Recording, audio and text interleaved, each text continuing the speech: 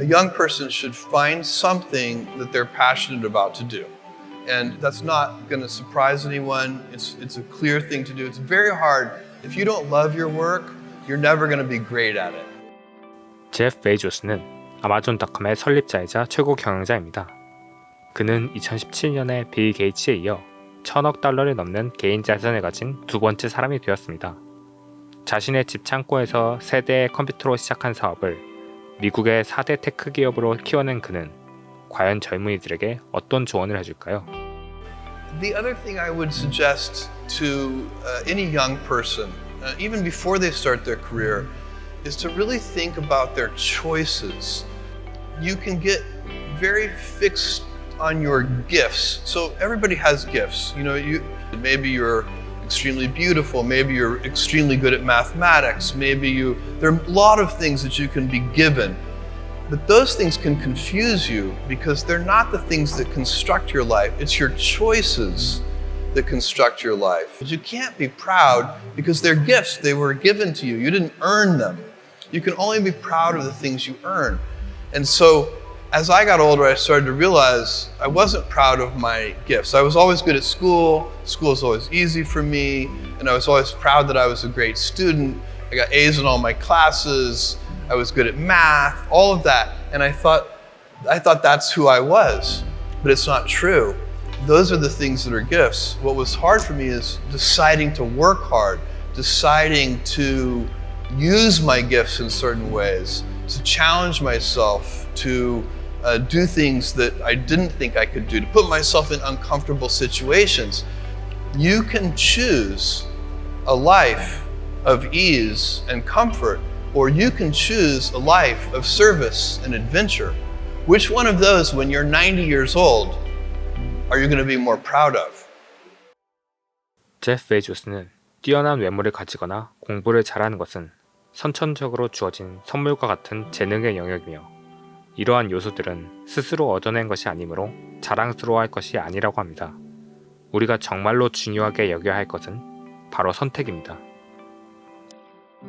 You guys will find that you have passions, and having a passion is a gift. I think we all have passions, and you don't get to choose them. They pick you, but you have to be alert to them. You have to be looking for them. And when you find your passion, it's a fantastic gift for you because it gives you direction, it gives you purpose. You can have a job, or you can have a career, or you can have a calling. And the best thing is to have a calling. And if you find your passion, you'll have that, and all your work won't feel like work to you. Don't try to chase what is kind of the hot passion of the day. I think we actually saw this. I think you see it all over the place in many different contexts, but I think we saw it in the internet world quite a bit, where at the sort of peak of the sort of internet mania in say 1999, you found people who were very passionate about something. They kind of left that job and decided I'm going to do something in the internet because it's it was almost like the the 1849 gold rush in a way. I mean, you find that people, if you go back and study the history of the 1849 gold rush, you find that at that time everybody who was within shouting distance of California was they might have been a doctor, but they quit being a doctor and they started panning for gold, and that almost never works.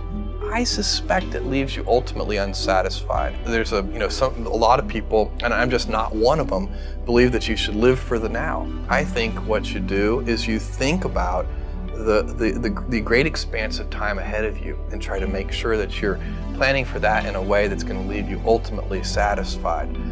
So this is the way it works for me. And I mean, everybody needs to find that for themselves.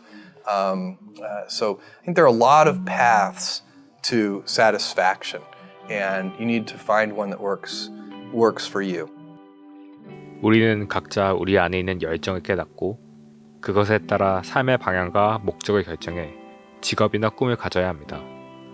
하지만 중요한 것은 그저 여러 사람이 몰리고 잘 나가는 분야처럼 보이는 것에 몰두해서는 안 된다는 것입니다. 그저 유행을 쫓기만 하는 것은 결국 우리의 삶을 만족스럽게 할 수 없습니다. 우리는 우리 각자의 삶을 만족시킬 수 있는 자신만의 방식을 찾아야 합니다. 정리하면 자신의 재능이 아니라 선택을 더 중요시해야 하며 자신 안의 열정을 깨닫고 나아가되 당시의 유행을 쫓는 것은 여러분의 삶을 만족시킬 수 없기에 각자 삶을 만족시킬 수 있는 자신만의 방식을 찾아야 한다는 것입니다. 프랑스의 작가 장폴 사르트르는 이렇게 말했습니다. 사람은 이 세상에 아무렇게나 내던져진 존재이다. 그가 어느 길을 가거나 자유이다. 그러나 그 선택에 책임을 져야 한다.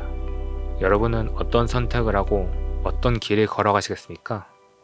지금까지 여러분의 성공 파트너 굿해빗이었습니다. 감사합니다.